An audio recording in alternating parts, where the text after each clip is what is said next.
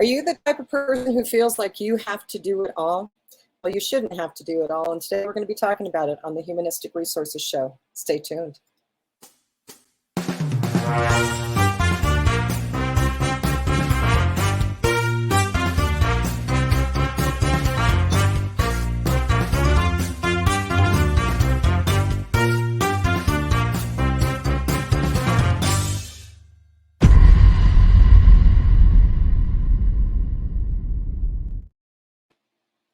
You know, for most of my career, I've had this philosophy of if it's to be, it's up to me, meaning I've got to get it done. And you know what? That's the wrong philosophy. It just gives added stress. It puts you on overwhelm. And you know what? You don't get it all done. So today we're going to be talking about it. I have a special guest with me today, and I'm going to bring her up right now. Lisa Wilson is the owner and founder of L.M.W Coaching and Mediation. And Lisa, thank you very much for joining me today. Thanks so much for having me. I'm very excited to be here.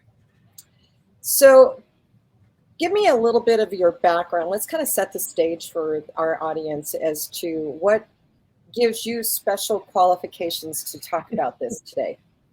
So I was in human resources for almost 20 years, and I've made all the mistakes and done some of the things right. But just like you, I've stepped in and done the things when I really shouldn't have. I should have empowered people to do it. So I did that for about 20 years. I've now been coaching. Coaching officially started. I got the training in 2009. 2009. Although I will say that I was probably doing a lot of coaching before that. I just didn't call it coaching. It was part of HR. I just was helping leaders become better leaders, right? So I was already doing that, but the official coaching training happened in 2009. So I've been coaching since then, and I've been working in my own business, working with either training leaders or coaching them one-on-one. And as you mentioned, I sometimes come in as the mediator as well. So I've been doing that now since 2014, so almost 10 years. Okay, so it sounds like you do know your stuff about this topic. And so what I'm going to do is I'm going to actually step away. I'm going to turn it over to you and let you roll with your presentation. Awesome. Thank you. So thank you all for being here, or if you're watching the replay, that's great. I want to start with a question. Have you ever worked somewhere or maybe been on a team where you just didn't feel heard? I want you to think about how it felt working there. And now, so we don't leave you in that depressed state, what about the opposite? Did you ever work somewhere where you actually felt heard, where your ideas were listened to? And how did it feel working there? Now, I've had the blessing of both of these, and I will say blessing because it's helped me to learn how to not to be in cases, but sometimes how to be. So the one company I worked at, I totally felt heard there. We had a values match. I had amazing leaders, and I always had the feeling that I'd be supported, even when I made mistakes. And so I was able to be way more creative, and I was willing to try new things, and I absolutely loved working there. And so isn't that what we all want for our teams, right? We want our team to feel that way when they're working for us. And so this is one of the roots in my book. I have it sitting beside me. It's called Leading with Ease. So the reason I call it roots is because when we talk about leadership, we often hear the words pillars or foundations, and both give us that impression of very solid and strong, but unmoving and intimidating structures. Most people used to believe that that's what it was to be a leader, but it's not what we need now. When you think about roots, what do you picture? A tree. And what do trees do? They sway in the wind. So now our world needs its leaders to be able to bend and shift with the changing technologies and worldviews, because we know how quickly our world can change. So we want what we call roots. So like tree roots, they keep us strong and solid, but we can still bend and shift when the wind blows. Because of time, I'm only going to discuss one of those today, and it's knowing your role. And I added this section to the book and the course, actually, after reading Brené Brown's leadership book. So in it, she shares a story about how in her research, She discovered that when someone steps into a leadership role, they don't know how they provide value to the organization anymore. So if you're in a leadership role now, think about you run around all day, and at the end of the day, there's nothing tangible to hold on to that you actually accomplished. You're really just more supporting other people to get the tangibles done. Now, I loved this because I don't know if you've ever had this happen, but it's a really great feeling when there's a thing that you know inherently, but someone does some really good science with it. That's the best part about Brene Brown. She does the research on it, and then she put it into words that were better words than I ever could have. So we're thinking about how we add value now to the company. So the way I see it, and some of the words I put into this, are that our main role when we're in a leadership role is to be the keeper of the culture. So that means if we say we're going to be whatever we say we're going to be, we behave that way. And if someone on our team isn't behaving that way, we deal with it. And this comes from a couple of examples, but I'll start with the first one. And it's a company I worked with quite a few years back. And I'll say what they had was a culture pillar instead of roots. So they were kind of stuck in one way of doing things, and that was production at all cost. So instead of that bending and shifting, many broke, literally. For some reason, when people were constantly getting hurt, we were number one in something, but it wasn't something to be proud of at all. It was deaths. Yeah. We had a higher rate of death than any other company in our industry. Now, they tried doing all the safety training. Look, this wasn't an evil company. They put up the right posters, but people just didn't seem to want to work safely. And it came to a head with 3 accidents. Now, the first, someone stuck a pole into a conveyor belt and got sucked in. They didn't survive. Now, the company felt terrible about this. They rallied. They shared what happened with all the sites. Now, I'm talking about they shut down production at every site across the world. This was an international company. Shut it down, explained to everyone what happened, and made sure that they told everyone, lock out before you try and clear a jam in the belts. The second, within months of that first accident, it was the same accident at another site, another life lost. So it left the leaders asking I'll let you fill in the blank there. Listen, everyone saw the results of this first accident. How could anyone think of doing this again? But they did. I'll let you think about why you think it happened so quickly. But the reality was, for us, it was common practice. And it didn't stop, even knowing someone had died. Now, the third accident was our expert. This gentleman was an expert on this piece of equipment, so much so that we had flown him all around the world to help troubleshoot problems with the machine at other facilities. He knew the inner workings of this equipment. That morning, he was working with a junior employee who hadn't put on the proper tie-off equipment. So he sent the junior employee away to get his harness. When the junior employee returned, we still don't know how this happened, but our expert had been crushed. Our expert. He knew how to deal with this equipment. He had done it and taught it all over the world. And that one, we still don't understand. Look, I said it before, but I'll say it again. This wasn't a company full of evil people. The entire management team was so hurt and frustrated by these accidents. They'd already been putting out the right posters and sharing information between sites when accidents happen. They thought they were doing the right things, but it wasn't working. And so they realized they weren't doing what needed to be done. This wasn't about having a better safety coordinator. So what they did was they brought together staff members from all over the world at every level of the company. So we had supervisors, team leaders, frontline employees. We had HR people. We had health and safety people. The only thing we didn't have was anyone from the C-suite. We were brought together and we created this group. And this group came together to talk about what was happening and why, and what we felt they needed to do to make the change. And so what was realized there was it had to stop coming from the C-suite. It needed to come from the supervisors. And so the first thing we did was we created a definition for the role of a supervisor.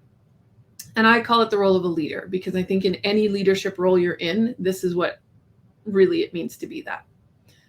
So a leader models, teaches, creates, and develops a commitment to personal responsibility. I'm going to say that one again.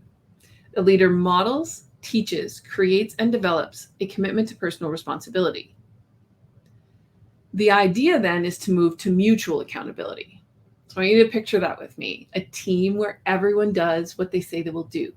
And if they can't, they let you know in advance. So when someone can't meet a deadline, they let you know, and the team can then rally together, its roots and its branches, covering each other to make sure that it happens. Now that requires fully open and honest communication, which that's just easy, right?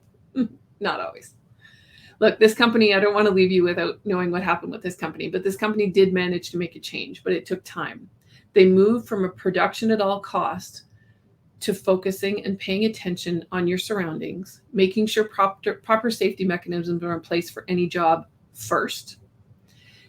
And they moved to a culture where if you noticed a team member doing something unsafe, you didn't wait for management to come and reprimand them. You stepped in and you said, hey, look, here's how we do that safely. And this way it ensured that safety was the top priority and not production. So now we had everybody working together on it, right?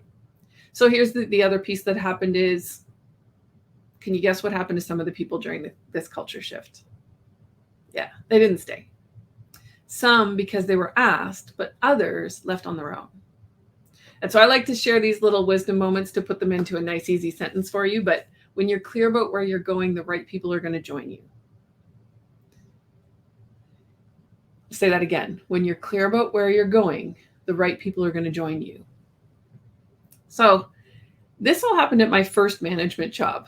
Now, before these 3 accidents happened and we went into this culture shift, I had also learned my own lesson, same company. So it was my first management role. It wasn't an easy job. I was the first woman ever to be on the senior management team. I was young, I was under 30, and I was doing everything I could to make sure that I was doing the best job possible. So I really wanted to make a good impression. But here's what happened. It had me stepping in where I shouldn't have. And this is the one place in particular where I did. See, I was doing, as the HR manager, all of the discipline for the supervisors. So they'd see something with their staff, they'd let me know. I'd write the letter and deliver the discipline. Then I'd do the follow-up, which HR always does or is a part of the union meetings and grievance and so on. Now, I can tell you that some of those supervisors were pretty happy that I was taking over, especially with the difficult employees. We learned later, though, what this creates. And it creates something called what we call see-through supervisors or see-through leaders. Basically meaning that employees can look right through you up to senior management. So when I was stepping into discipline, it took away the credibility of the supervisors. So the employees eventually started going around their supervisors and coming straight to me with issues. There were over 200 people there. I did not have time for everything. And it was incredibly inefficient because people were coming to me with stuff that maybe happened last week or on a shift last night. But I couldn't deal with that. If they just talked to their supervisor, it would have been dealt with in 5 minutes, but they were going around them because I had started to step in. Now, thankfully, before all of that stuff happened from the first story that I told you, we'd actually been offered a course through our local safety group. And they taught us the concept of see-through managers. And I took this with my supervisors. So because we learned it together, it was a lot easier for me to step out of that role. Now, they still talked to me and got my support when they were dealing with discipline. And if it was a particularly difficult employee, sometimes I sat in, but they took the lead, which made it a lot easier when that culture shift that I talked about at the beginning came, because you see, my supervisors had already taken their responsibility for their teams. Now we just had to make sure that the team started being accountable for each other. So our first step had been taken. So this is another one of those wisdom moments, and it's right in our title. You don't have to do it all, and you shouldn't. These are the kind of things that come from doing that. Now, the last thing I'll share is I just want you to think about a time in your life when you were really trying to figure something out. So you were stuck in all the research and you just kept going through it and maybe couldn't make the decision, or maybe made the decision several times and it just kept going wrong. And you finally found an expert or someone who dealt with it before. And they show up and they say, do X, whatever that thing was. And suddenly the problem is solved when you had wasted all that time trying to figure it out. Here's the thing. We all have different knowledge, experiences, and expertise. So if you're trying to do it all alone, you're not going to get very far. You need the experience, knowledge, and expertise of everyone on your team. So I'm going to let you in a little secret. I'm not always right. Don't tell. But also that means you aren't always right. So let's get the support so that we make better decisions. We're not doing it all yourself. And as Denise pointed out at the beginning, we're not overwhelming ourselves. We don't have to take on every role. And when we are taking on every role, we're actually robbing others of their ability to grow. So thank you so much for that. So thanks for coming back in, Denise. Oh, yeah. I've got a lot of questions for you, but first we're going to pay for our time together. And so here's a word from our sponsor. Thanks.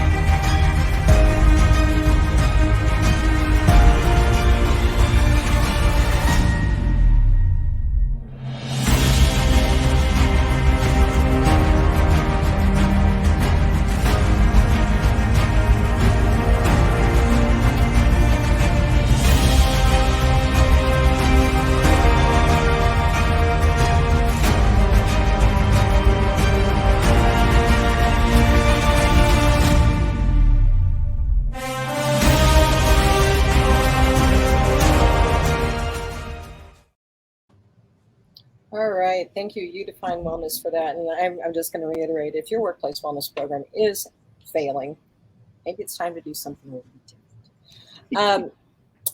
Lisa, thank you for everything you shared. I was riveted by the story, and how horrible to have 3 deaths in the workplace that were all interrelated in many, many ways. Mm-hmm.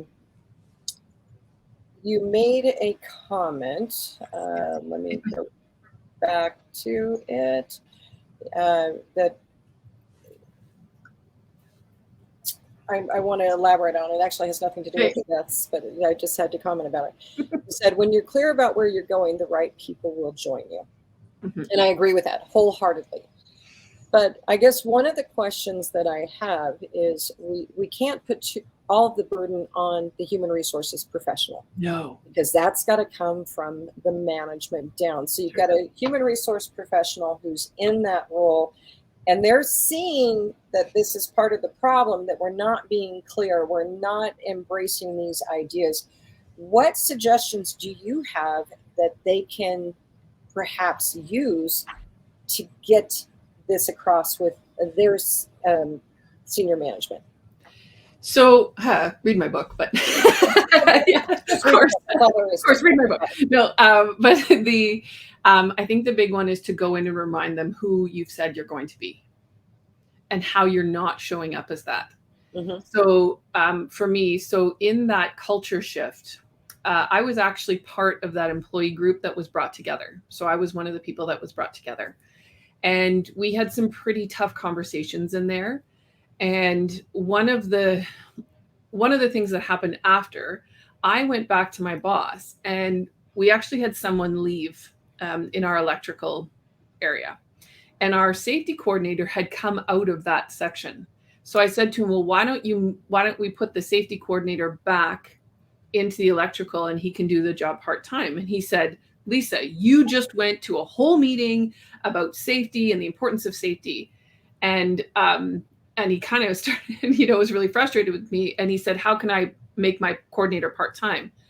And so I said, listen, that's not what that was about. That was about us all taking responsibility for safety. And so maybe putting the safety coordinator as only part-time will start to get it through people's head that he's not responsible for safety, that we all are. Mm-hmm.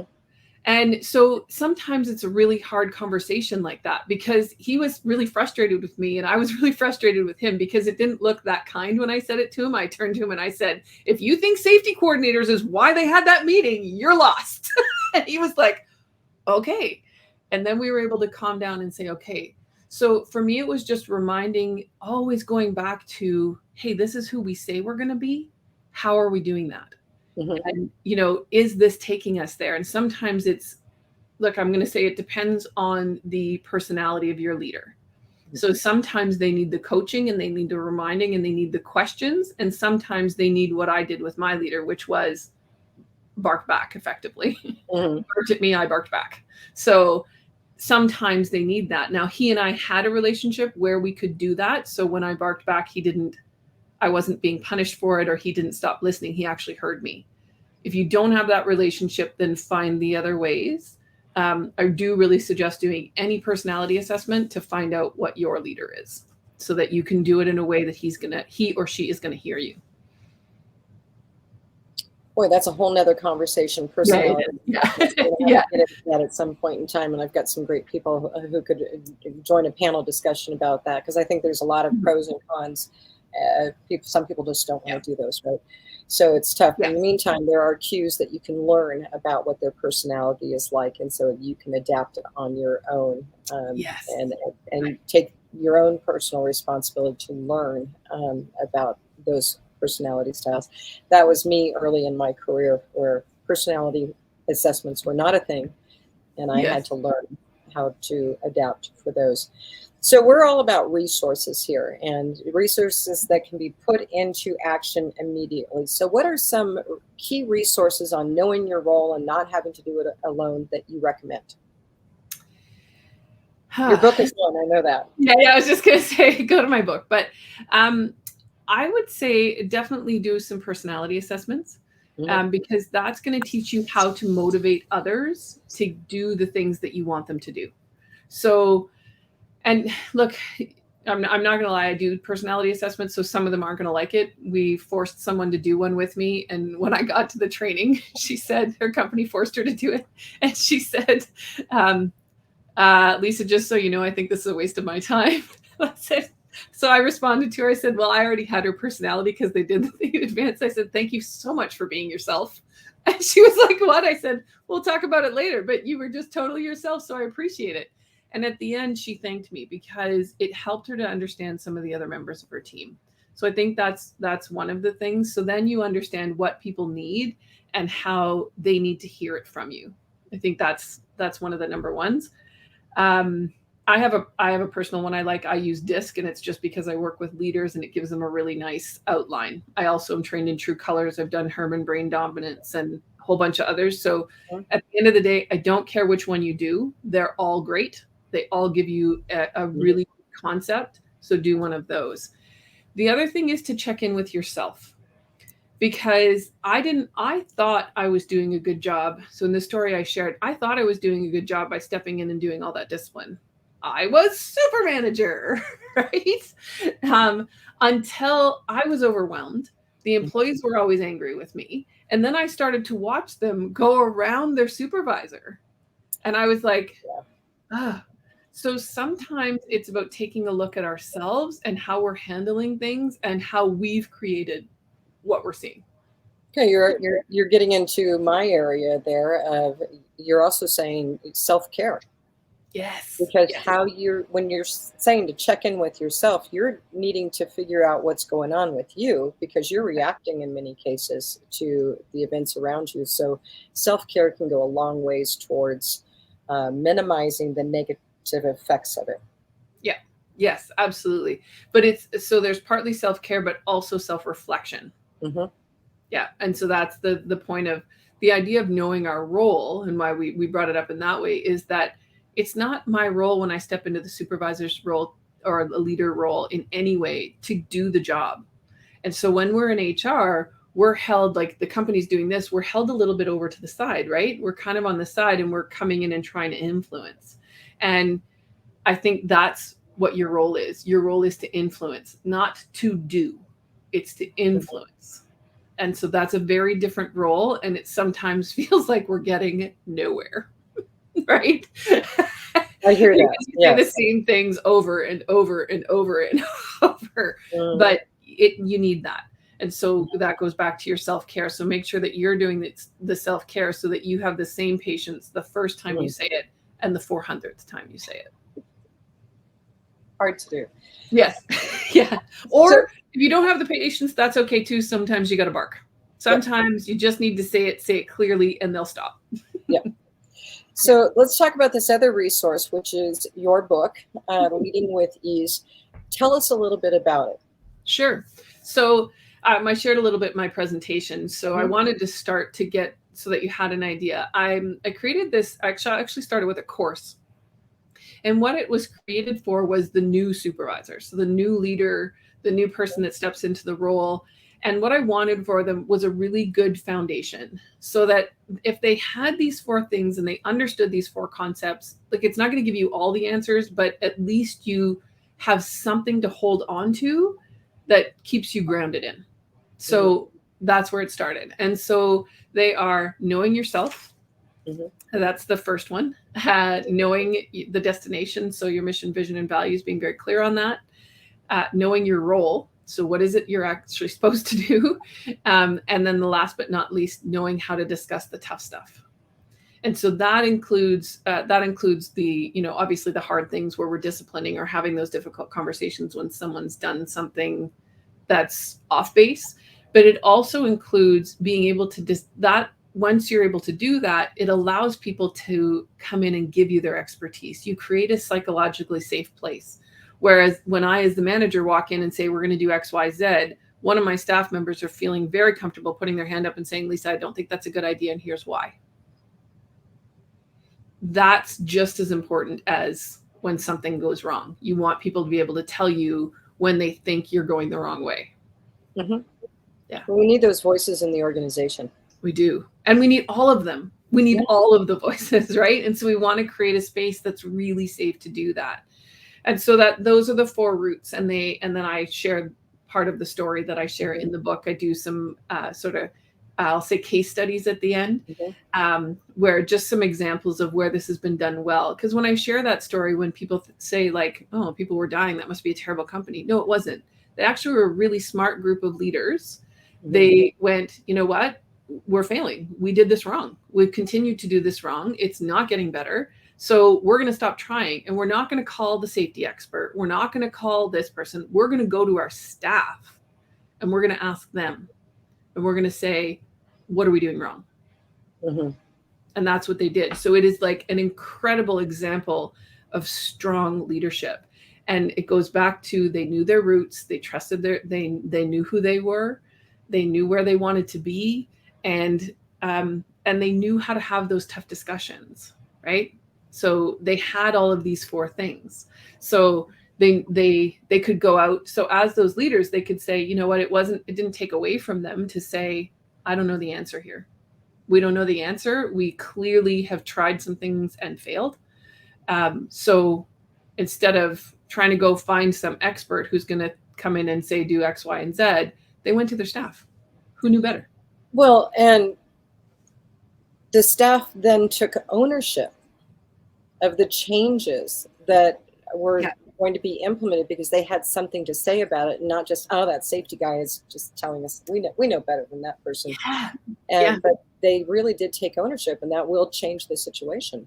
Yes, absolutely. And that always changes the situation. And so I know, look, it's hard when you're speaking to an HR crowd with this, because I do know the difficulties and frustration when you're saying it over and over and over again, and when you don't have the buy-in, but you just have to keep trying and find the reason.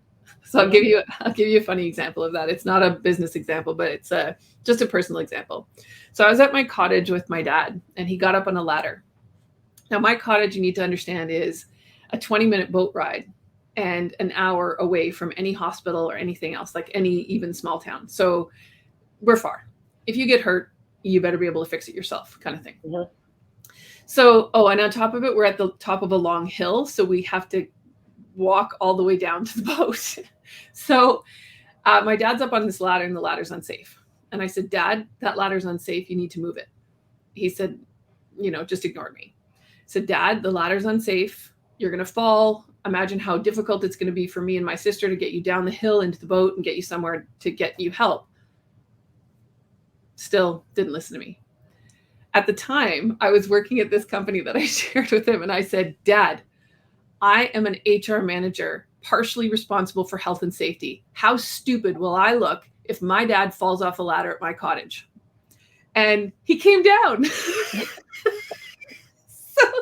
So when I say you have to find the thing, his own safety didn't matter. The stress that it would cause my sister and I to have to carry him out of there, that didn't matter. But my pride, he was not going to ruin my pride. So you just have to keep going and find the thing. And I mean, obviously, finance is often a big thing. It wasn't that he, in this particular case, though, it wasn't that he didn't hear you. He actually heard what you were saying. You hadn't found the button to push with him. Yeah. One of the frustrating things that I have is when you say the same thing multiple ways over and over, and on the 35th time, they look at you and say, how come you never told me that before? Are you kidding me? And I mean, you just have to sit there and say, or, with the look on your face and or something happens to prove their point. So I had someone, he was very frustrated with how we were handing out the increases that year. And so he comes in and he's telling me, Lisa, this is stupid. And, I'm frustrated. He said, look, I'm an engineer at heart. And, he said, well, I'm in a leadership role. I expect that when I come to you, I'm getting the best advice. This is not good advice to only give certain people like increases. And anyway, he wasn't wrong. Look, he wasn't wrong, but he was frustrated because he felt HR should be doing a better job. I said, look, I have spoken. I have done what I said. They're not listening. And I said, but here's the thing. An increase will only make your people happy for about 30 seconds. Mm-hmm. It's how we make the workplace. So go back and continue to focus on how do you make this workplace pleasant for them? What are the things that we can give them because we don't control the increases that's coming from up high? What do you want to do? So how are we going to make this better? So he gets an increase. He is one of the people that actually was getting an increase. So he gets his increase and he's like, okay, well, I'm really happy about that, whatever. And like 3 days later, he comes in my office just fuming about something. And I said, because what? I'm like, how long did that increase make you happy for? He went, God. He laughs, but I was like, thank you for proving my point. Exactly. So like sometimes at the end of the day, sometimes we can't, you're not going to get it through to them by keep talking to them. They're literally going to have to make the mistakes. But I have gone so far in my HR role to say there was someone, we had just changed a system and he didn't trust it was the scheduling system. So he didn't trust the scheduling system. So he was keeping a spreadsheet on the side, but they would send the updates to our scheduler. So if someone changed the spreadsheet, they were then supposed to send the update to our scheduler. So several times the schedule wasn't put in properly. And if the schedule is not put in properly, people don't get paid. Because if they clock in outside of their schedule, they won't get paid. So he came to me 3 times. I did an investigation. We went through all the emails that were sent, everything else. 3 times it was that the spreadsheet was updated without notifying the scheduler. Now the scheduler reported to me. And so he came in, we were in a meeting and he came in and he was frustrated and whatever. And he said, well, it's happened again. And I said, nope. And he said, what? I said, I will not be doing another investigation. I will not be wasting my scheduler's time with checking through your stuff. You've refused to get on board with the new schedule. I'm not helping you with that anymore. So if there's an error, assume it's yours and apologize to my scheduler and send her the fixes. And he was like, he was kind of taken aback and he was surprised by that. And I said, and a couple of other people on the management team kind of looked at me and I said, no, this is the reality. We have a new system. The rest of us have worked together and gotten on board, but this one department won't get on board. and is now not only causing us, is now causing us more problems than they were. And so he was kind of taken aback. And then he played hockey. So I used a hockey analogy. I said, effectively, you're the defenseman who's scoring on our own goal. That's what you're doing. Or you're the guy in the room that's tying everybody else's skates. However you want to take that, that's what you're doing. You're not playing on the team, and you're making it more difficult for the team. And that he got. So it just takes a minute. And sometimes, like I said, it takes, sort of digging in your heels. Yeah, absolutely. So I'm going to give you the opportunity for final thoughts. Is there anything that you knew that you wanted to cover today that we haven't discussed, or some final wisdom that you want to share with our audience? So I think I'll just reiterate some things. I think in the HR role, you just have to remember that you're always the influencer. Mm-hmm. And that is your role. And so your self-care is so important, because you have to find your patience. I know when you're dealing with this employee and that employee and this emergency and that emergency, and you're supporting everyone in everything, it's hard to find it, but you need to go and take care of yourself, so that when you show up, like I said, you can say that same line with the patience you said the first time, the 400th time, because we are going to have to do that. And it is our reality, unfortunately. But we always get there. We just have to continue to find that tenacity and that, and what wakes us up in the morning. Because I've always loved what I do. I loved being in HR. I love being a coach now, and I still love coming to do this. And so somehow remembering each morning that I'm making a difference in the world gives me that patience to say for the 4th time or the 400th time, could you please go talk to them? Could you please go have a conversation? I think that's the main thing to leave with. But certainly, if you are making the same mistake that I was as well, where you're doing the things for your leaders, step back and get them to take responsibility. They need to be leading their teams. We just support their leadership. Awesome. Lisa Wilson, you are making a difference in the world, and I appreciate you joining us today with these wonderful thoughts, the ideas, the resources for our audience. So thank you very much. No problem. Thank you, Denise. So for all of you who are still with us and you want more, pay attention to Tuesdays. Mark it off on your calendar that every Tuesday, with the exception of holidays, we're coming back to you with the Humanistic Resources Show. And these are ideas and thoughts. And somebody just recently said to me, what does this have to do with wellness? Well, anything affecting the people at your organization has to do with wellness in one shape or form. And so we're giving you tools and topics that are way different than anything else you get anywhere else. So with that being said, thank you for joining us. We hope to see you on another edition of the Humanistic Resources Show.